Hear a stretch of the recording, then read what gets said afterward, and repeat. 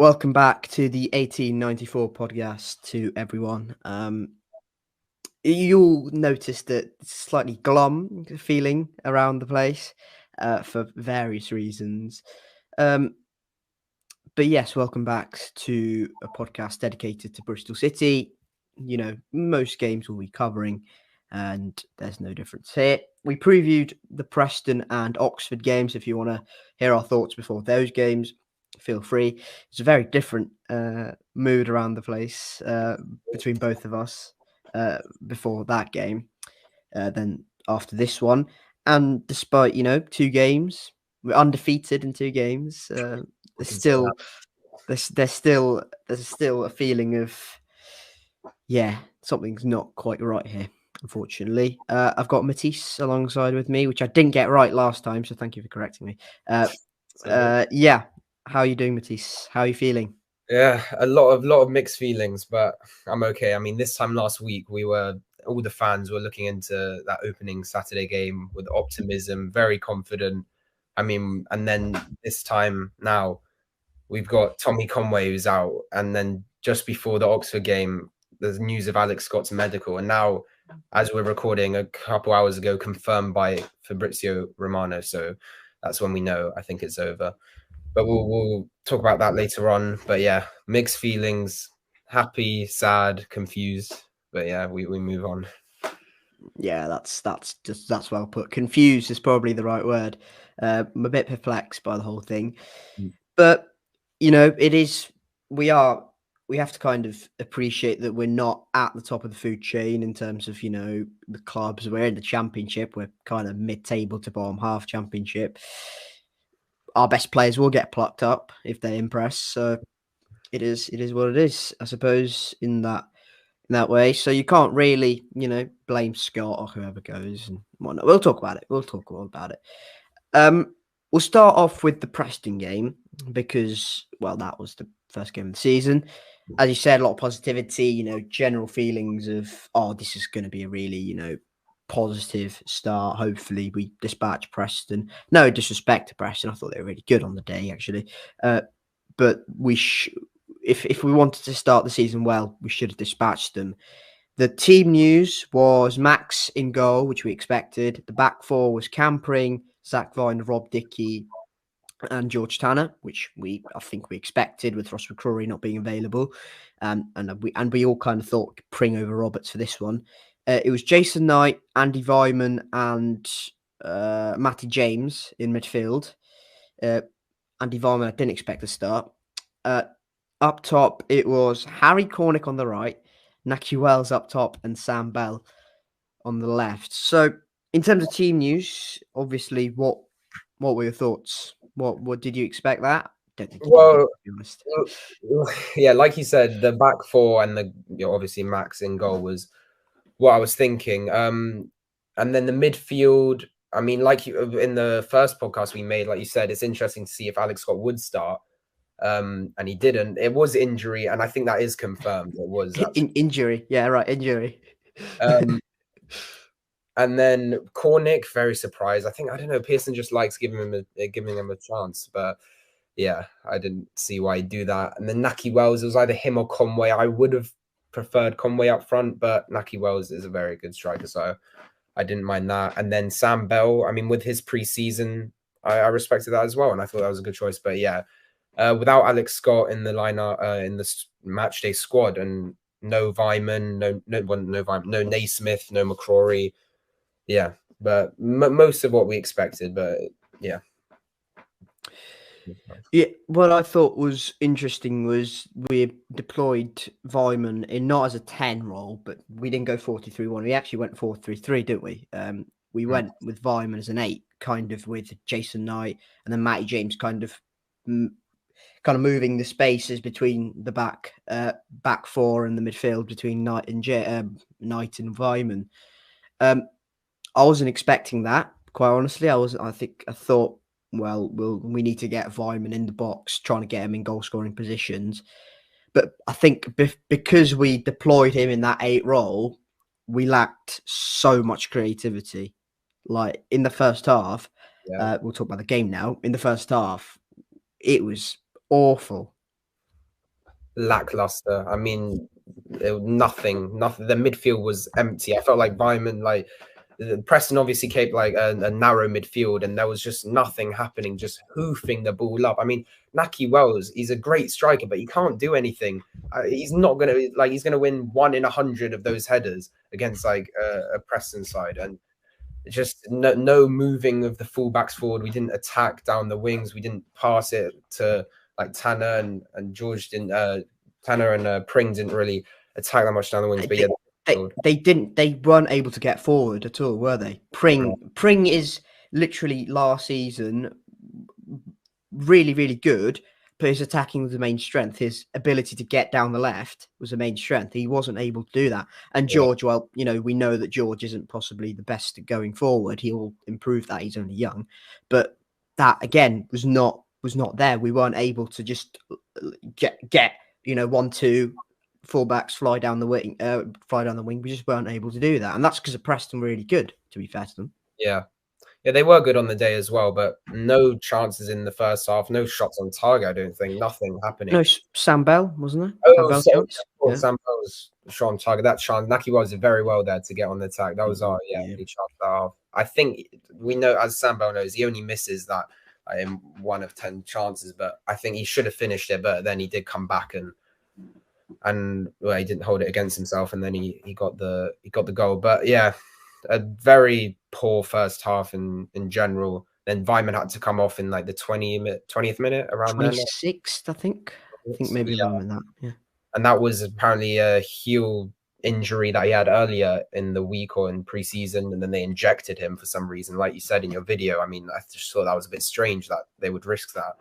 But yeah, then Joe Williams came on, and I thought he also had a good showing for most of the game. Yeah, I thought it'd be quite weird to, you know,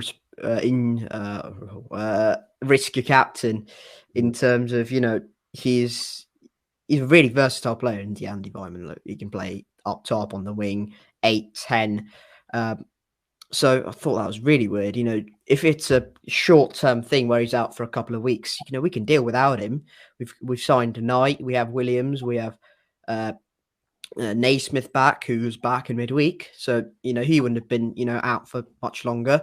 So I thought that was really weird. You know, why would we risk that? And now Curtis Fleming in today's press conference actually said, you know, every time he landed on his feet, you know, up in the air, it was really painful for him, and that was quite visible. So it just felt like, what are you doing risking him then? He's probably one of our more important players in the squad. So I just didn't understand it in the slightest. But yeah, not really anything major in the first half, apart from that Sam Bell chance, which was to be fair to Naki Wells, who I have criticised a bit, but he did really well in terms of pressing, and that's one aspect of Naki's game which is really good. You know, he is high intensity, he will press a lot. So caught the back pass from Andy Hughes, I think, from Preston, one of their centre backs, played it right across the box with some pace to Sam Bell, who just couldn't finish. I think that was the only shot on target for us in the first half. Yeah. As I said, I don't want to say this, but we really, really missed Alex Scott, didn't we? Yeah, we did. I think we really needed him, that creativity. I mean, it showed against Preston last season as well, when we did the double over them, and we got Alex Scott. I mean, that amazing skill when he got past that cluster of Preston players and then played through Naki. It was kind of similar, that chance of Naki crossing it to the back post for Sam Bell as well. But yeah, I think we really missed him there, and yeah, it was a shame. But then second half came round. The atmosphere was good. I mean, we didn't have really anything to like bounce off. There was nothing really to cheer about. But second half came round. We came out with a lot of aggressivity and a lot of firepower in the attack. And well, Cornick's, I think, only good thing in that game. I mean, I thought he had a terrible game in general, but I do have to say he didn't try and make a couple runs. I think he should have tried a bit harder. But Tanner, every time he went down that right side, he just stopped, go back, pass it back to Dickey or Viner, and then nothing really happened. But yeah, long throw in from Cornick, bounced. I don't think we. Yeah, I think I think we get a flick on from Dickey. I think in the box. Yeah. Oh yeah, from Dickey, and then it falls to Naki Wells. Takes on a good shot. Did the keeper get a hand to it?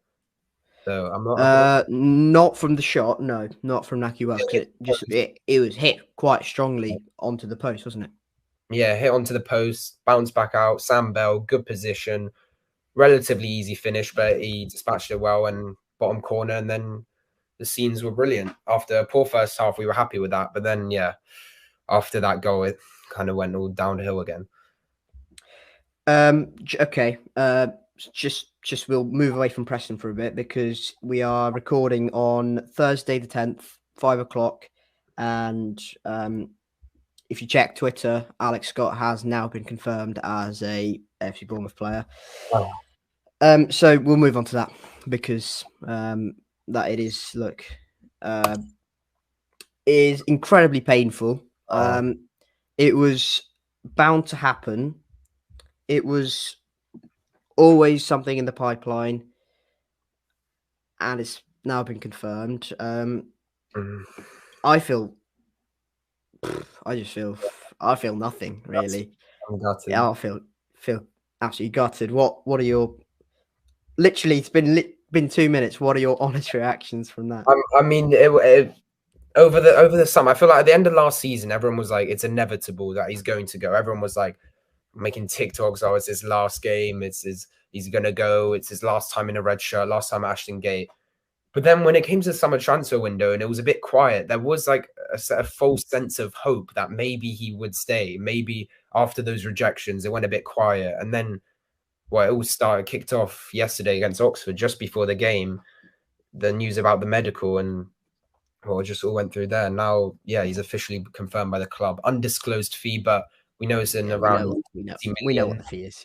Yeah, well, 25 million including add-ons. So hopefully that's met. And then, yeah, it's a club record fee for Bristol City. It was Adam Webster before, which was like 20 million, I think. So there we go. Well, yeah, but I'm gutted, honestly. I mean, you can't blame him. He wants to play in the Premier League. I just thought he'd be useful at least maybe till January if we could keep him for a bit more. But he's such a good talent. We picked him up when he was 16, 3 years with us now. Yeah, it's a great shame, but I'm sure he's going to do well. And he's got his mate Antoine Semenyo up there as well. So they'll be scoring goals together, I'm sure. But it's a very big shame. Tommy Conway will be gutted as well. I mean, he's now injured and now his best mate's moving out. So, yeah. Look, what can you actually do?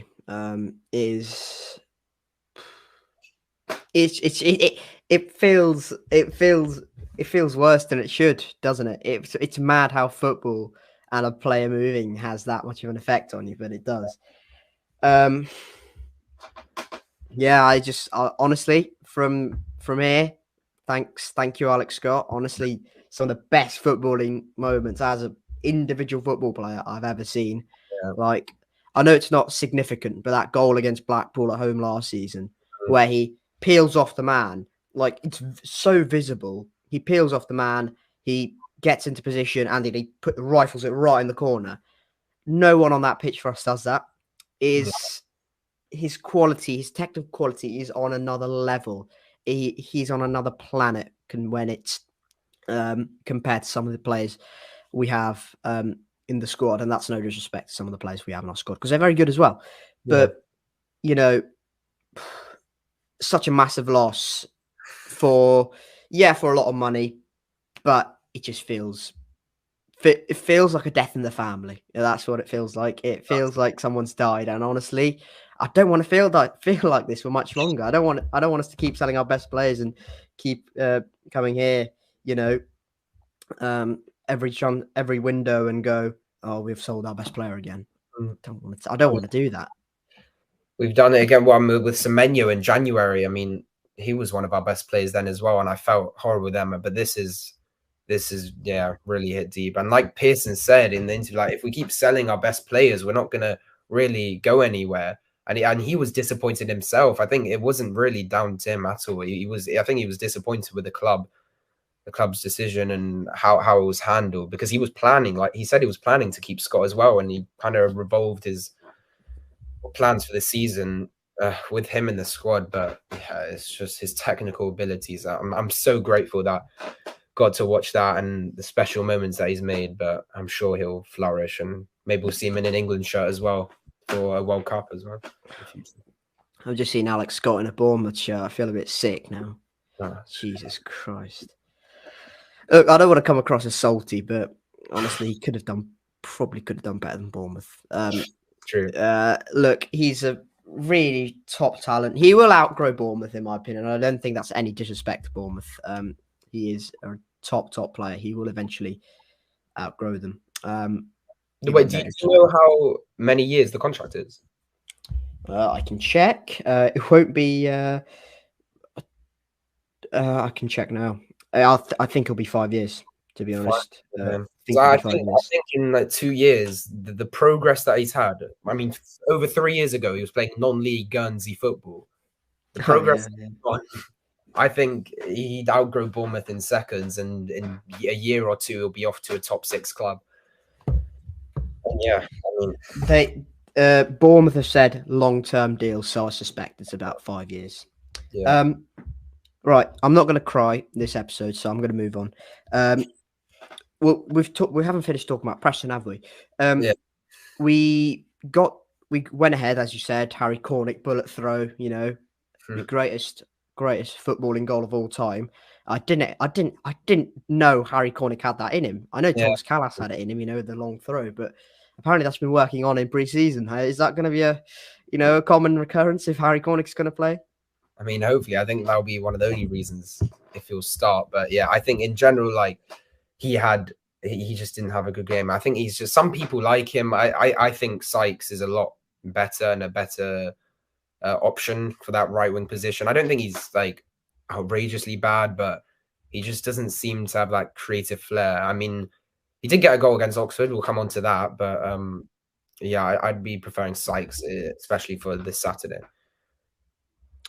Yeah, we can't just keep playing him because he's a good at long throws. We need a bit more than that, Harry. Yeah, I think to be honest, I think we can use that quite a bit because especially last season, we kind of lacked, a bit of quality in the air. We really poor our set pieces for most of it. So hopefully that's, pretty common thing, and set pieces hopefully are better now. Because as much as I loved Alex Scott, his set pieces were dreadful. Like, they were horrible. That's even Matty James to a certain extent. They have been horrible. The corners as well last year were horrendous. They were so bad. The first man half the time. It's just. Who was that? Who was the one that put the cross in for the Cardiff goal?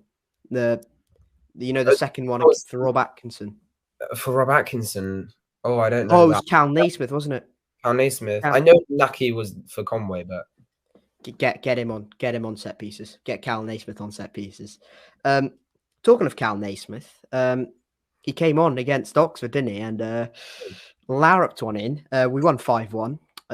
But as we said, that feels very secondary yesterday. It felt like it didn't really matter, which is a bit weird. Normally, if we win 5-1, I'm buzzing on Twitter and I'm going, we're going to win the league. But I didn't even pay that much attention to the game. I was just like, what's going to happen with Alex Scott? Deal's been agreed. We're winning 5-1 now. That's brilliant. Wasn't really focusing attention on the game. How were you during that game? Mixed feelings like me? Yeah, a lot of mixed feelings. I mean, I was just like, I was happy that we win. I mean, when they equalized, I was like, really like, come on, there's no way we're doing this. But yeah, up 4-1, 5-1. And then looking at Twitter, deal's been confirmed. He's off to Bournemouth. He's going to have a medical. It wasn't great. But the fans were singing the Alex Scott song for a decent amount of time. That was nice to see. But yeah, it was a big shame. It was a great game. I did not know Cal Naismith had that in his locker, that first touch and finish. I haven't seen that. But yeah, first 2 touches back for the new season. A lot of players off the mark as well. Great to see them to get their first goals. Jason Knight for his first 2 goals, Bristol City. So it's good we're getting goals from different areas of the field as well, not just relying on our front 3. But yeah, it was a good game. And my prediction, I said 3-0. Wasn't too far off. It was nearly a 4. It was a 4-goal margin, but 3-0. Oh, well, it's better than mine. I thought we'd win 1-0. So I did not have. I didn't think we had 5 goals in us, even against league on opposition. Yeah, sorry, I was just distracted there because apparently the injury that Pearson said Alex Scott had, which was a knock, apparently it was worse than that, which is interesting. Is more significant. Bournemouth have said the scans revealed the injury was more significant than initially reported. Interesting. Like 5 years. Nigel Pearson masterclass, 25 million. We're laughing. Man says we're not giving it back now. What if he's out? No, we're not taking him back. You can have him. He was overrated anyway. We're going to be fine. I'm not crying at all. Yeah, okay. Okay, let's move on. Alex Scott is no longer a Bristol City. We're moving on. I'm not talking about him anymore. So Oxford.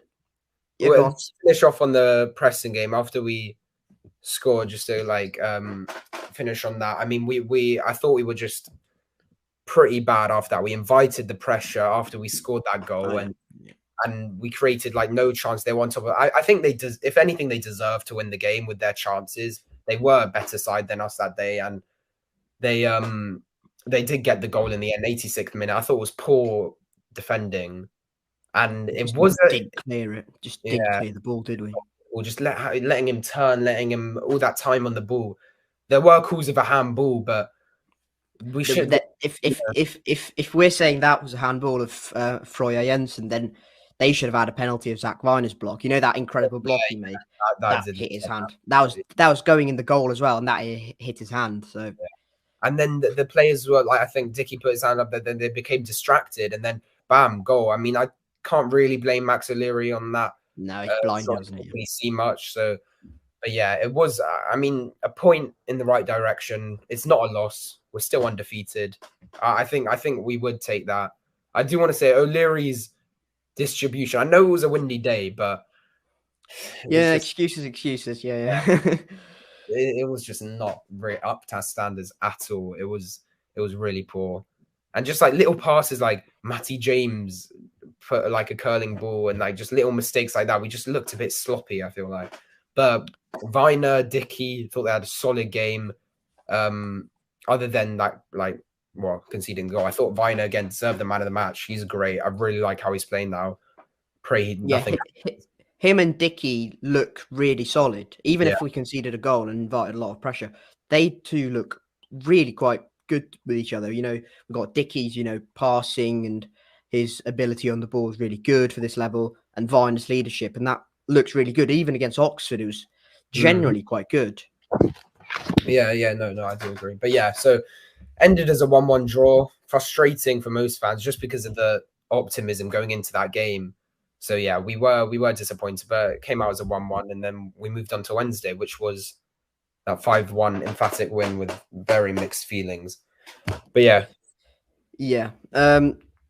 The team against Oxford was Max in goal. It was the same centre-back partnership of Dickey and Viner, I think.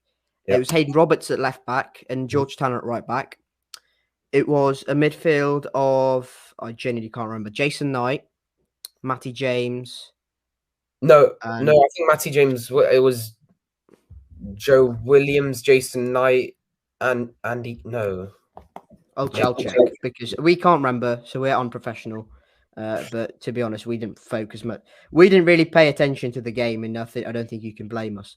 So there was no way to watch it. I tried to watch it. I couldn't go to the game, but I don't know if anyone had problems like that. I had to listen to it on radio, but yeah, I mean, I couldn't see. I watched the highlights there. So the team was Max in goal, back four of Roberts at left back, Dickey, Viner, George Tanner as the back four, Andy King and Joe Williams was the pivot in the midfield. Mehmeti off the left, Harry Cornick got another start off the right, which means I think Sykes will Harry Cornick starting today probably means Sykes starts against Millwall. Jason Knight was not a midfielder. He was a number 10. He was getting up and down the pitch, which I think is probably the right thing to do if we want to get goals from midfield. We need to deploy someone up the pitch a bit more. And Naki Wells was the lone striker up top. We started off well. We were probably... It was quite an even game, and I don't think 5-1 was the fair score, but from what I've heard. But generally, it felt like, from what I've heard, we just had more quality than them. Yeah, and I think, well, the first half was quite tight, actually. We just went in with a 1-goal lead at half-time, and even Pearson at the end of the game said the 5-1 scoreline didn't really respect Oxford enough, because I think they were a good side. They didn't make it too easy for us. I think they made some dangerous attacks. And after we took the lead with Harry Cornick, that was a good... Hayden Roberts. Absolutely. I mean, I expected him to start after Prince outside because his cup game give new signings a chance. He was absolutely brilliant. I mean, just the way he's on the ball with that Mehmeti link up for the first goal was really nice.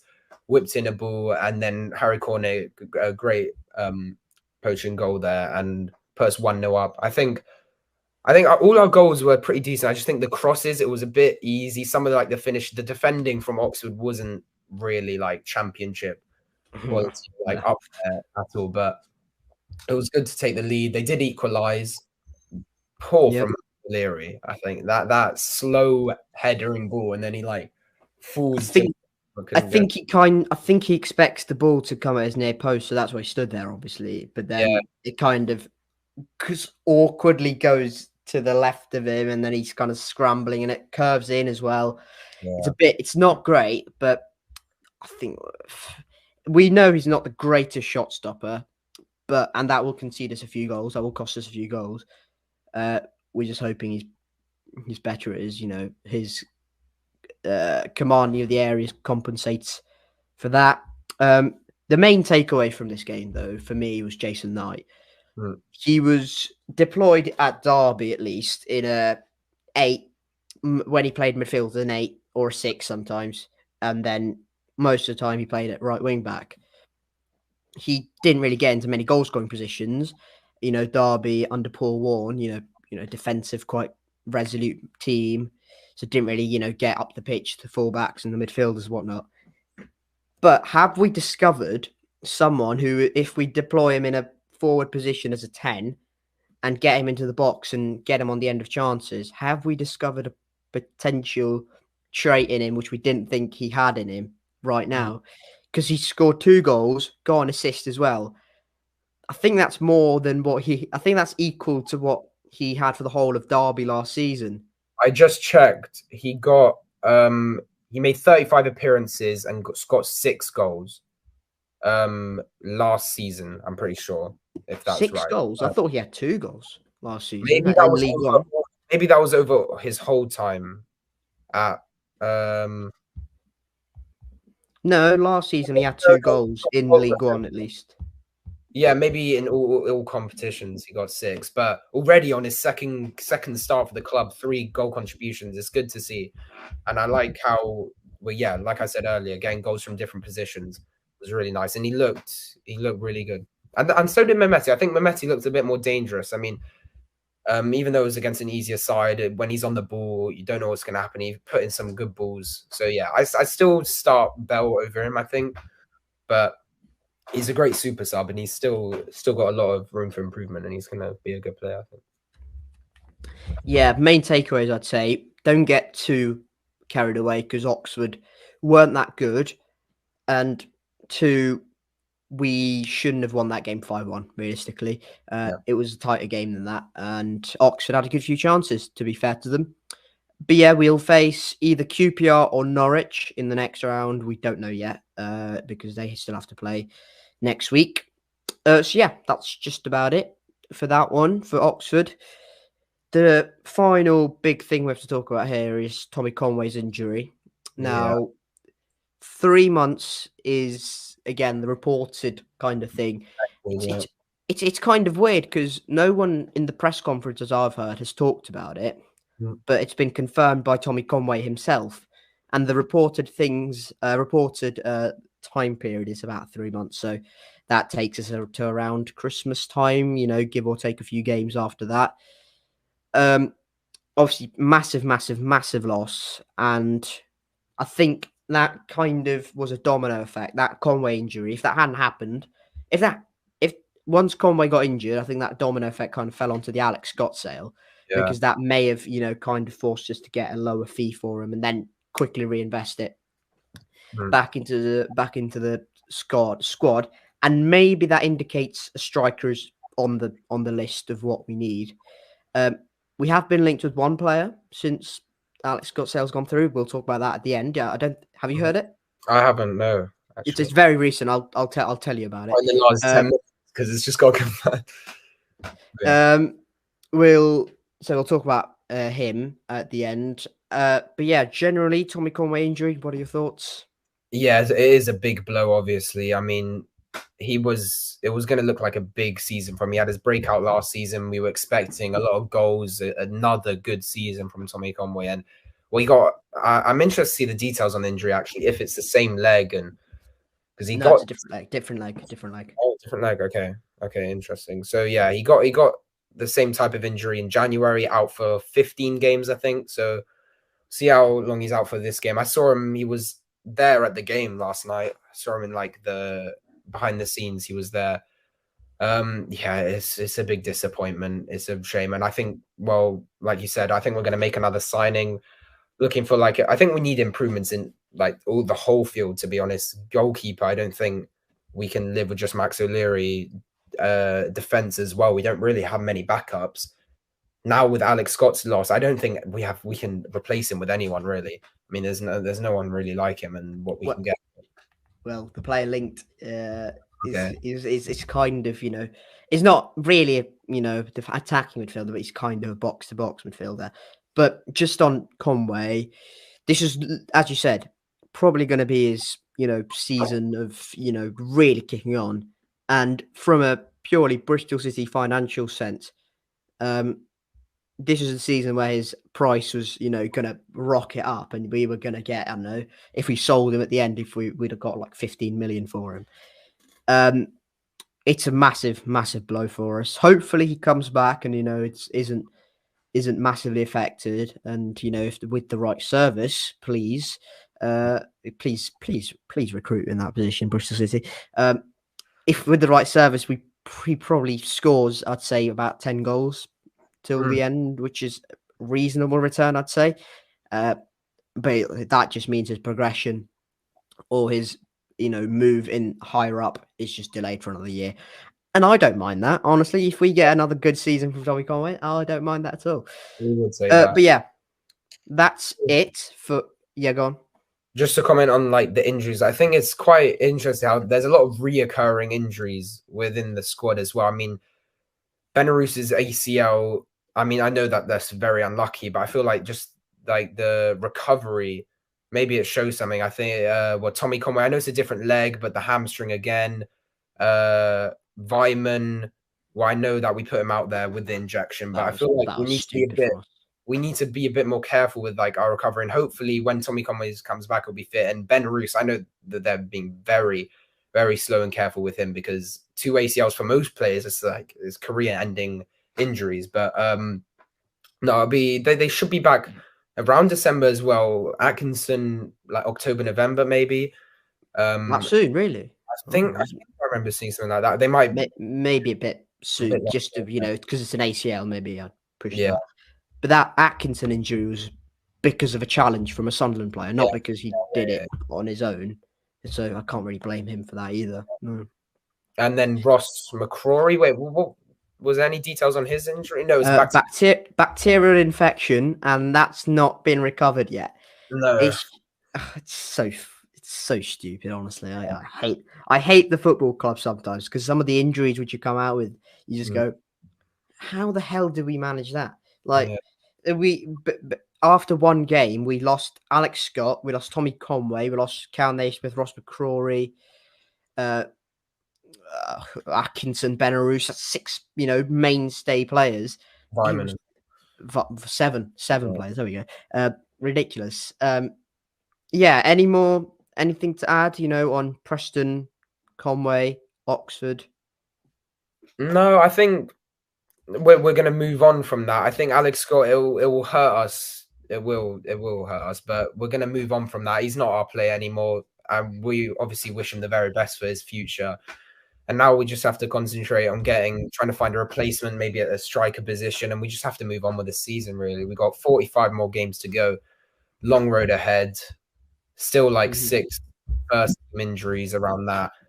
So yeah, we're just gonna have to move on. And now we've got Millwall on Saturday. So a quick turnaround from the Wednesday night game, 2 days or 3 days. Yeah, away at the Den. I'll be heading there, so should be an interesting game. They did lose 4-0. 4-0. Yeah. 4-0 in Tuesday's match, and apparently they were playing to their first team. We'll talk about Millwall in a bit, but Bristol City Live have said or have reported that Bristol City are interested in a player, and that is George Thomason from Bolton Wanderers. He, from my understanding, is a centre midfielder, kind of box to box, not really box to box. But, we don't really know what he is yet because he's 21. So, good age. I think he's a Welsh under 21 international, something like that, something along those lines. So, yeah, decent age. The problem is he's Bolton's third choice midfielder. And we're targeting your reaction says it all. We're targeting someone who's Bolton's, and Bolton, by the way, great team in League One. But in League One, we're in the Championship. We should be, we should be picking up their best player, not their third choice midfielder. Again, no disrespect, but that's just how the food chain works. Bournemouth in the Premier League take our best player. We in League One take their best player. Yeah. We don't take their unprepared youth player and chuck him straight into the squad. That's not really how this should work. But yeah, he hasn't really impressed for Bolton. From what I've heard from one Bolton fan is that he's not even ready for League One, let alone the Championship. So we're being linked with him. He's been considered by City.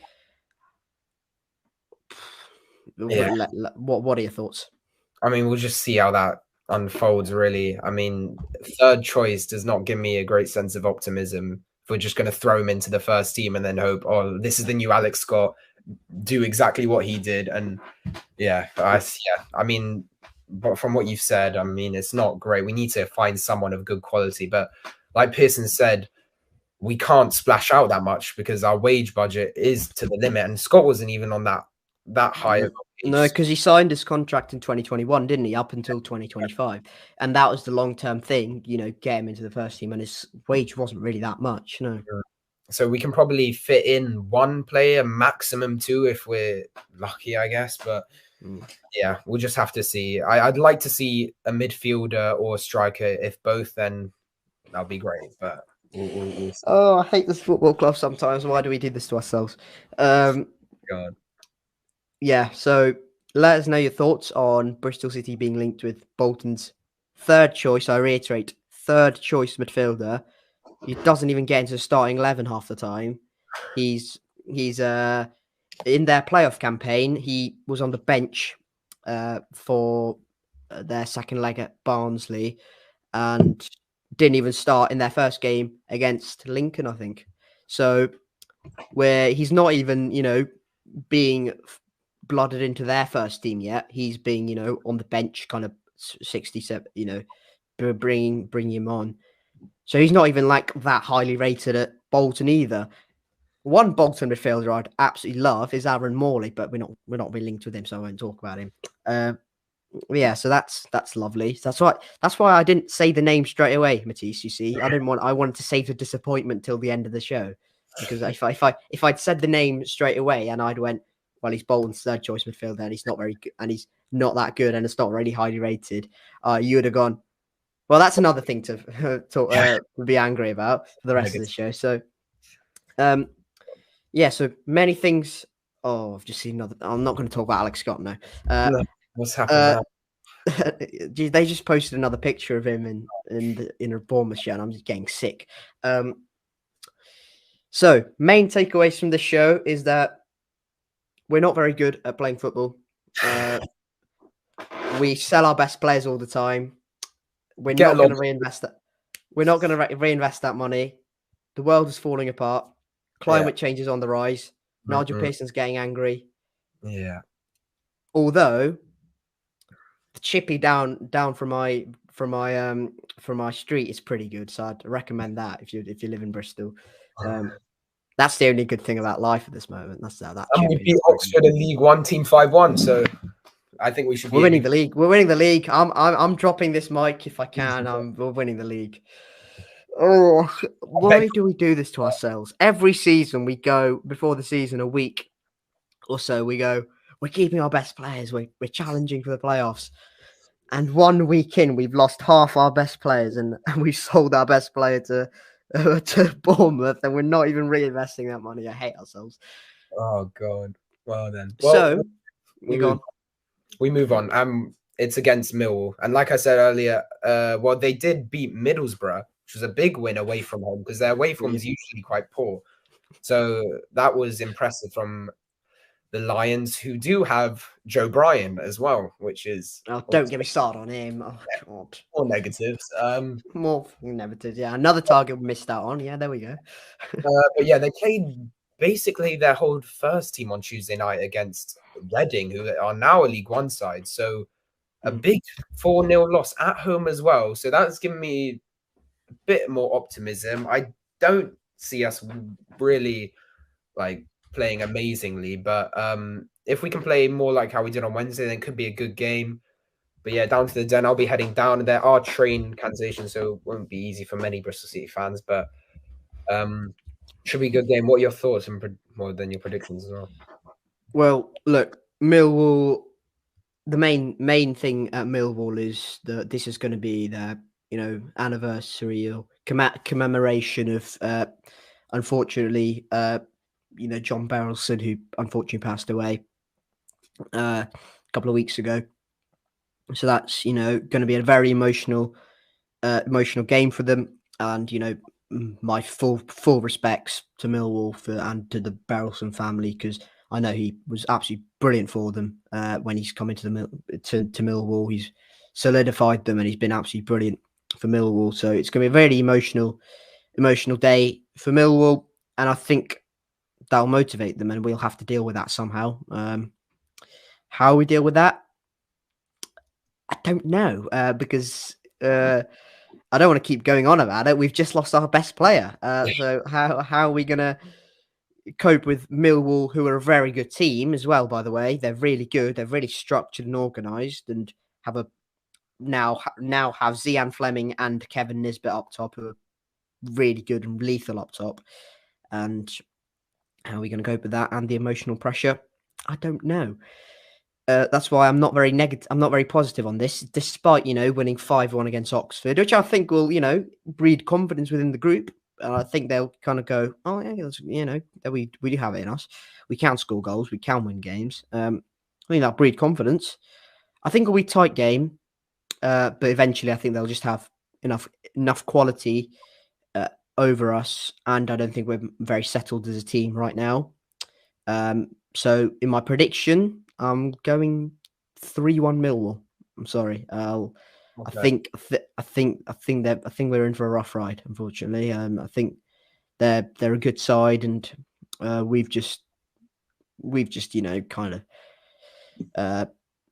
we've kind of put ourselves in a position where we're not going to get going for a few months. I don't think, where we need players to replace Alex Scott, simple as, and that's not going to happen very soon. It's going to happen late in the window.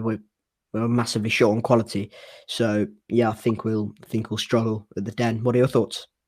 Yeah, I think it'll be another tough game. I mean, always going to the Den is one of the hardest games of the season. Very physical side. I mean, last year was a 0-0 draw.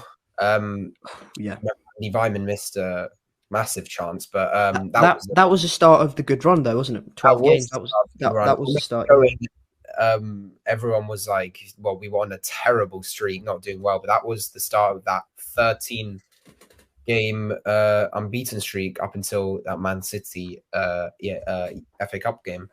But yeah, I think it'll be a tough game. I'd like to see Hayden Roberts start. I think he played well on Wednesday. I think he could fire something up. Jason Knight again. I would like to see Sykes.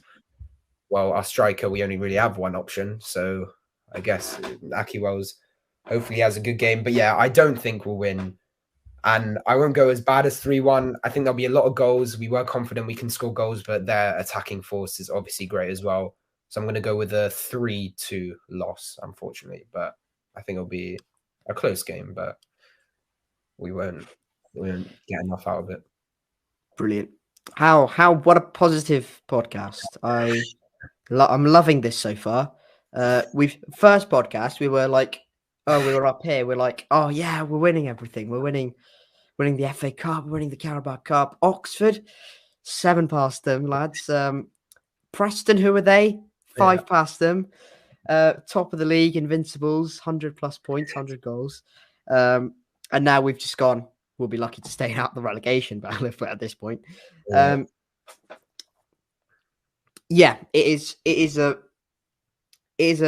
I don't want to overreact, but it's not been a good start to the season. Even though we haven't lost yet, hasn't been a good start off the pitch anyway. But yeah, finally, I just want to say thank you guys very much for watching this video. If you have stuck around for 47 minutes of negativity and absolute complete meltdown from me anyway. Matiss has been quite calm, which I've quite like.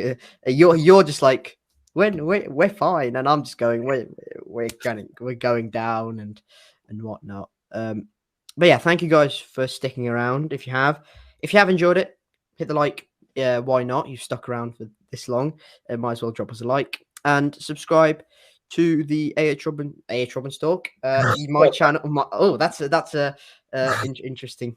Okay, that's muscle memory. Subscribe to both. Why not? Subscribe to both. Go ahead. Subscribe to the 1894 podcast. My channel's obviously there. You don't have to subscribe. That was accidental self-promotion.